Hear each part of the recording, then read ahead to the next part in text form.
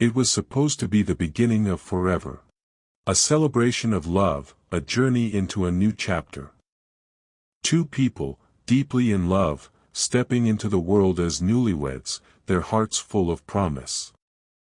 A dream honeymoon in a paradise far from home, where laughter echoed against the ocean breeze, where every moment felt like a snapshot of happiness. But within days, everything changed. A single night. A single moment. A line crossed from which there was no return. A desperate phone call. A frantic search. And then, silence. When authorities arrived, the scene was already set. The couple's dream had shattered into something unrecognizable. What really happened that night? Who was responsible? And how did a love story end in tragedy? This is the story of Oliver Bennett and Felix Monroe. Welcome to True Crime Unmasked. Here, we uncover real stories that demand to be told, stories of mystery, justice, and the pursuit of truth. If you love gripping true crime cases, make sure to like, subscribe, and share to help bring these stories to light. Your support means everything and inspires me to keep diving into more cases. Thank you for being part of this journey. Let's unmask the truth together. Before the headlines. Before the tragedy. Before everything unraveled, there was just Oliver and Felix. Oliver Bennett was the kind of person who lit up a room without even trying. He had an effortless charm, the kind that made strangers feel like old friends. Born and raised in Seattle, Washington, he grew up in a tight-knit family that valued tradition, loyalty, and hard work. His parents, both teachers, instilled in him a love for learning and a deep appreciation for the world beyond his own. He was the eldest of 3 siblings, the one who always set the bar high, the one everyone looked up to. From a young age, Oliver was ambitious. He pursued a degree in architecture, drawn to the way structures could tell stories, how a building, like a person, could hold history within its walls. His talent was undeniable, and by the time he was 30, he had built a successful career designing modern, sustainable homes for high-end clients. His work took him across the country, from bustling cities to quiet coastal towns, and he thrived in the challenge of bringing visions to life. But for all his success, Oliver had always felt something was missing. Love, real love, had always seemed just out of reach. Relationships came and went, some lasting months, others mere weeks, but nothing ever felt permanent. He wanted something deep, something lasting. And then, there was Felix Monroe. Felix had a completely different kind of energy. While Oliver was polished and put together, Felix was unpredictable, free-spirited. Raised in New Orleans, he had a love for music, art, and the kind of experiences that made life feel electric. He was the son of a jazz musician and a painter, and creativity ran in his blood. From a young age, he had been drawn to photography, capturing the world through a lens in a way that made even the ordinary seem extraordinary. His career took him everywhere: fashion shoots in New York, wildlife documentaries in Africa, weddings in the Italian countryside. His work was raw, emotional, and deeply personal. Every photograph told a story, and Felix was always chasing the next great moment, the next breathtaking image. He thrived in the unexpected, the unknown. But for all his passion, there was one thing he had never been able to capture: his own happiness. Their worlds should never have collided. They were too different. Oliver, with his structured, meticulous mind, and Felix, who thrived in chaos. But fate doesn't follow logic, and one evening, in a crowded bar in Los Angeles, their paths crossed. It started as a chance encounter, one that neither of them could have predicted would change everything. Oliver was in town for a client meeting. Felix had just finished a shoot for a magazine spread. Neither had planned to be there that night, but something, call it fate, call it coincidence, drew them together. Felix was the first to speak, making some offhand comment about Oliver's choice of drink, something about how it was too neat, too predictable. Oliver smirked, fired back with something equally witty. And from that moment, there was no turning back. That night stretched into the early hours of the morning. They talked about everything, their childhoods, their careers, their dreams, their fears. It was easy, effortless. The kind of connection that felt like it had always been there, just waiting for the right moment. Days turned into weeks, weeks into months. Their relationship grew, despite the miles that separated them. Oliver, grounded in structure, found himself drawn to Felix's spontaneity. Felix, who had always resisted commitment, felt something shift in him when he was with Oliver. They challenged each other, balanced each other. What should have been a fleeting romance became something real, something neither of them had expected.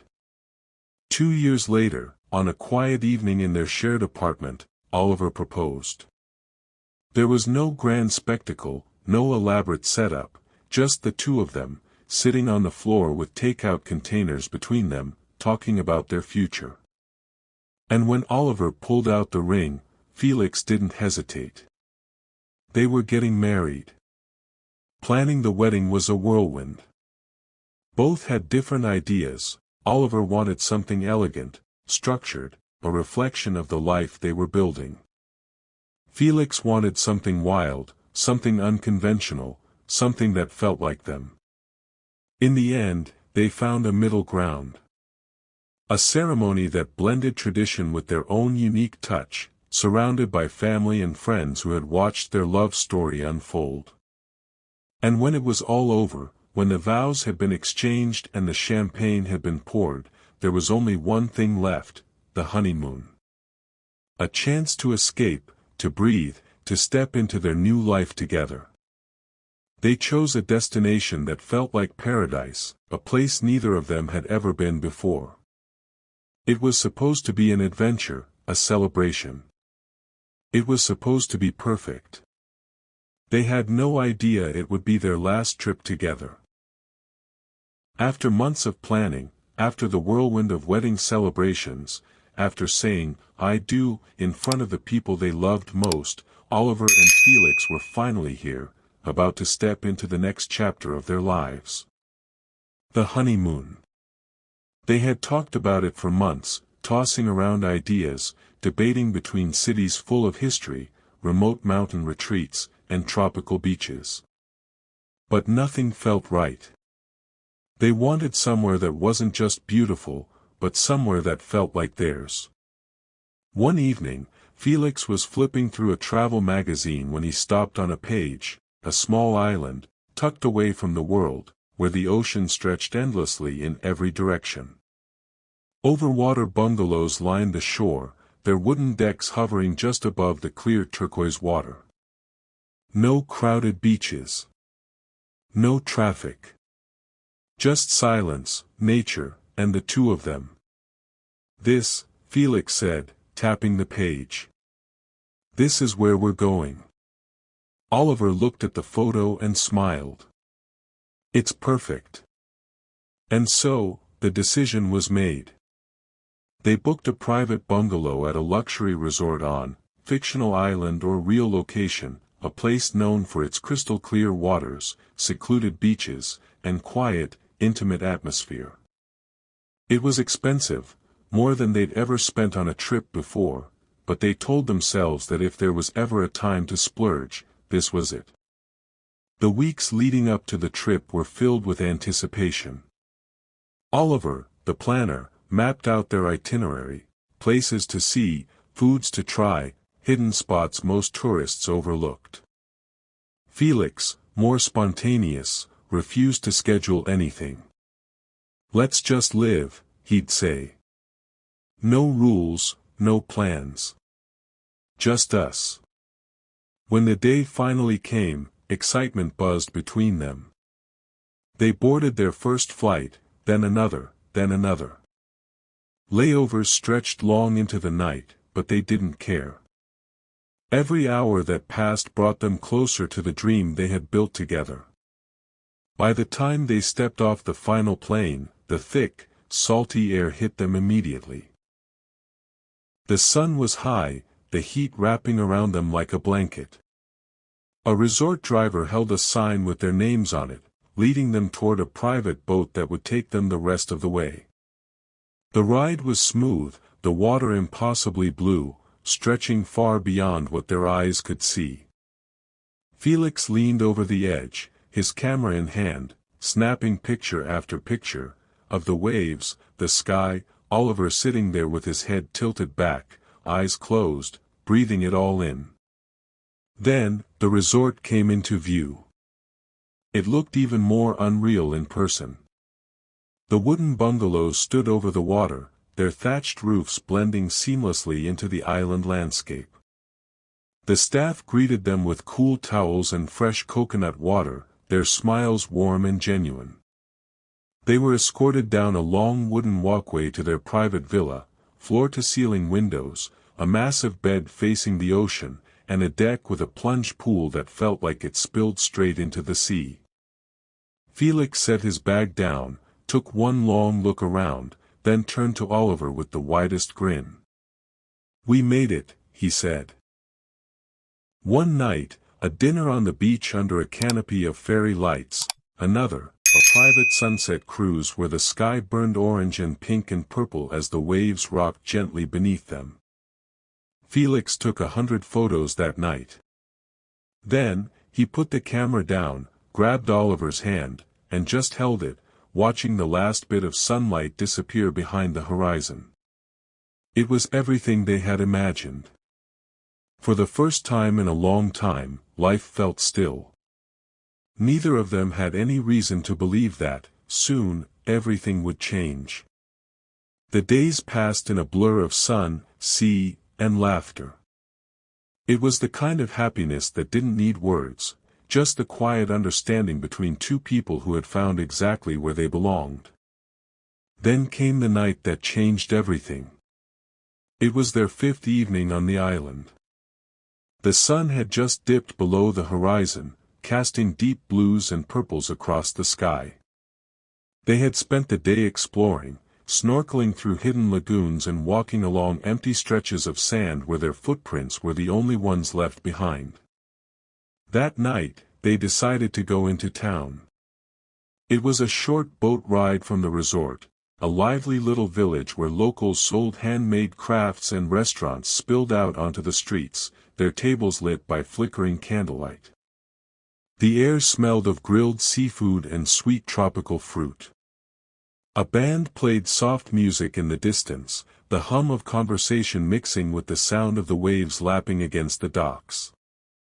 They found a restaurant tucked away on a quiet street, the kind of place only locals seemed to know about. The owner, an older man with weathered hands, welcomed them warmly and led them to a small table near the water. They ordered fresh fish, rice cooked in coconut milk, and cold beers that dripped with condensation in the humid night air. They sat there for hours, talking about everything and nothing. About the life they wanted to build. About the places they would visit next. About how, in that moment, they had everything they had ever dreamed of. It was late when they decided to head back. The village had started to empty, the once busy streets now quiet except for a few lingering tourists and the occasional stray dog weaving through the alleyways. They walked toward the docks, their fingers laced together, the warmth of the night still clinging to their skin. The boat that had brought them into town was waiting. The driver, a man they recognized from the resort, nodded at them as they climbed aboard.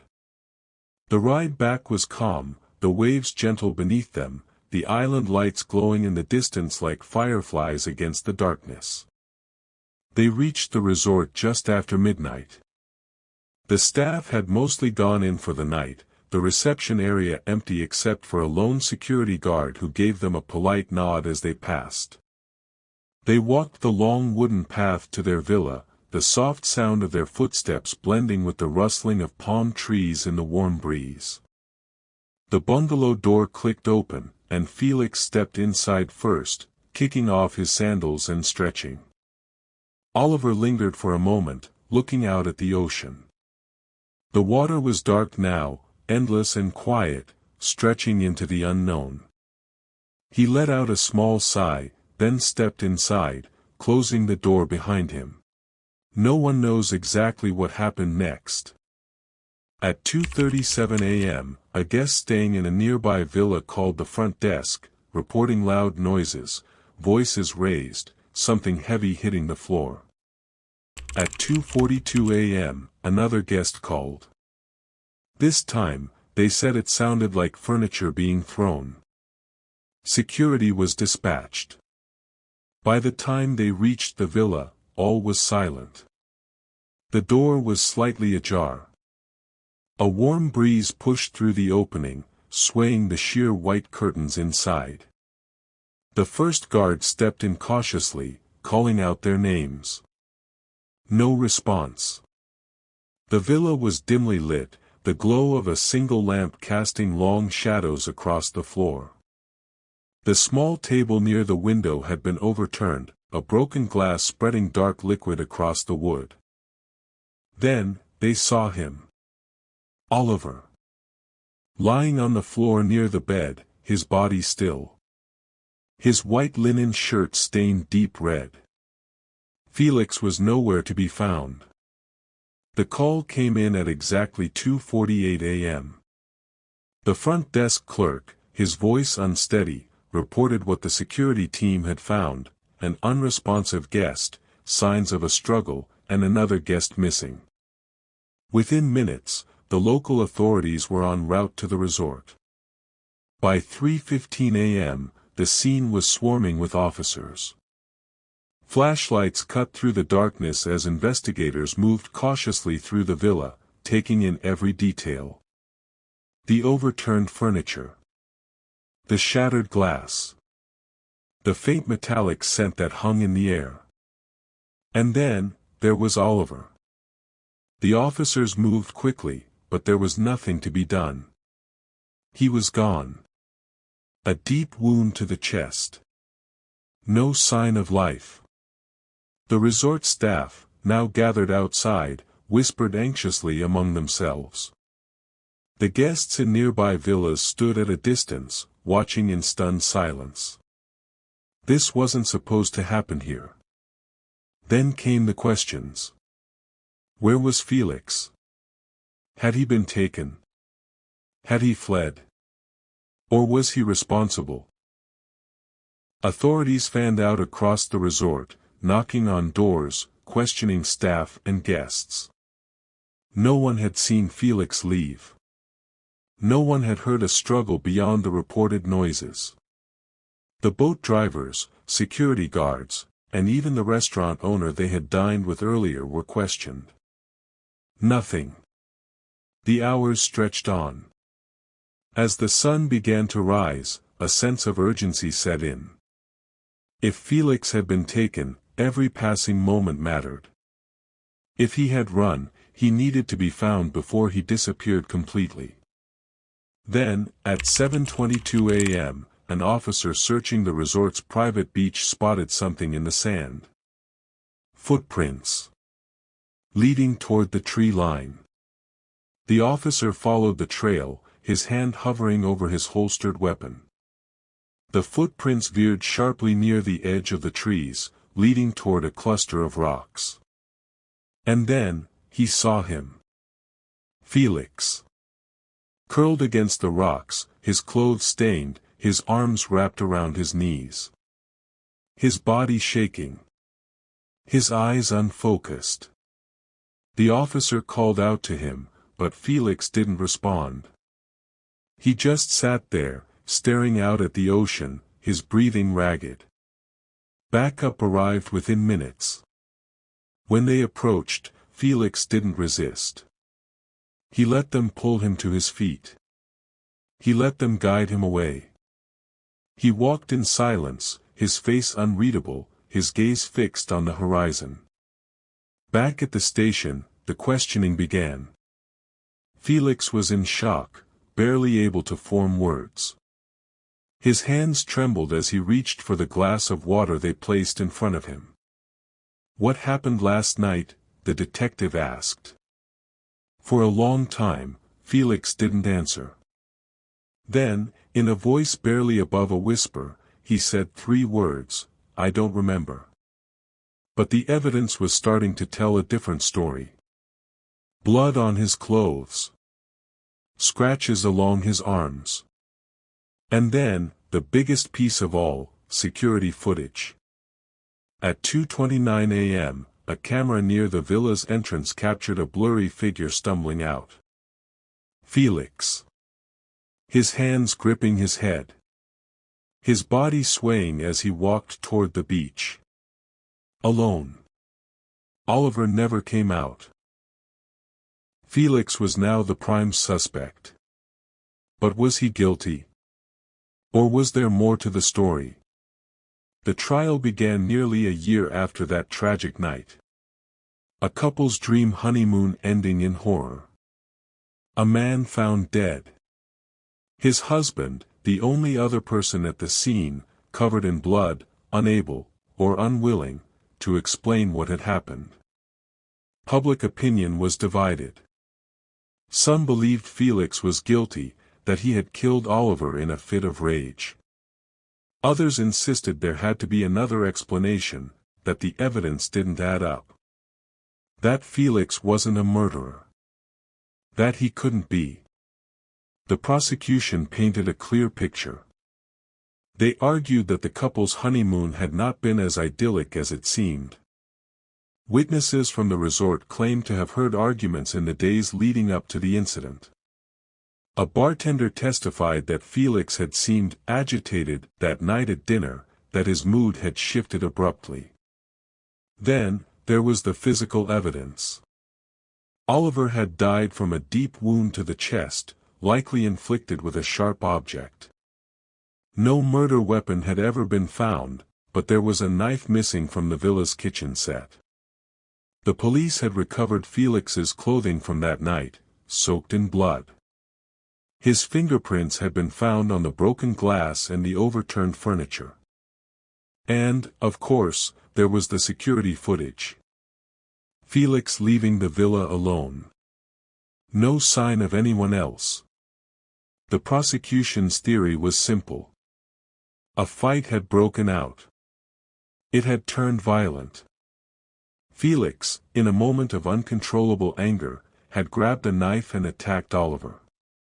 Realizing what he had done, he panicked and fled, hiding out on the beach until he was found. A crime of passion. But the defense told a different story. They focused on Felix's mental state that night. Expert witnesses testified that his memory loss could be attributed to severe trauma. A psychologist explained that Felix had exhibited signs of dissociation. A rare but documented response to extreme stress or shock. And then, there was the lack of a murder weapon. If Felix had killed Oliver, why hadn't the weapon been found? Why would he dispose of it but not attempt to hide his blood-stained clothes? Why had there been no history of violence in their relationship? The defense argued that the case had too many unanswered questions. There was no clear motive. No eyewitnesses. No murder weapon. Only circumstantial evidence and a man who claimed he couldn't remember what had happened. The trial lasted for weeks. Experts testified. Friends and family gave emotional statements. Oliver's parents sat in the courtroom every day, their faces unreadable. Felix, pale and thin after months in custody, barely spoke. Then, it was time for the jury to decide. For 3 days, they deliberated. When they finally returned, the courtroom was silent. The judge asked the foreman if they had reached a verdict. The answer came swiftly. Guilty. Felix was convicted of second-degree murder. The judge sentenced him to 25 years in prison. No possibility of parole for the first 15. Felix didn't react. He simply stared ahead, his expression blank. Oliver's family wept. Felix's own family sat in stunned silence. And just like that, it was over. But even after the verdict, not everyone was convinced. Some believed justice had been served. Others wondered if the real truth had been buried with Oliver that night. The courtroom emptied slowly that day. Some left in silence, their faces grim, while others clutched tissues, wiping away tears. But for Oliver's family, there was no relief in the verdict. No victory. Just loss. News outlets ran endless debates. Was the investigation rushed? Was Felix truly guilty, or had law enforcement latched onto the most convenient suspect? Legal experts weighed in. Some pointed to inconsistencies in the prosecution's case. Others believed the conviction was sound. And Felix? He remained behind bars, awaiting his appeal. Days blurred into weeks. His once bright, talkative demeanor faded into silence. Those who visited said he hardly spoke of that night. Maybe he truly didn't remember. Maybe he did. The world moved on. But for the families, for their friends, for those who had loved them, Oliver and Felix weren't just names in a case. They were people. Two men who had once dreamed of a future together. A future that ended in a way no one could have ever imagined. There are cases that fade with time, details lost to old headlines and forgotten news cycles. But then there are those that leave behind unanswered questions, stories that linger, haunting those who seek the truth. Oliver and Felix's honeymoon was supposed to be the beginning of a beautiful chapter. Instead, it became a nightmare, one that shattered two families and left behind more questions than answers. If you want to see more cases like this, real stories that demand to be told, make sure to subscribe to True Crime Unmasked. We uncover the cases that leave the world searching for answers. Like this video, share your thoughts in the comments, and hit the notification bell so you never miss a story. Because the truth is out there, and it's waiting to be unmasked.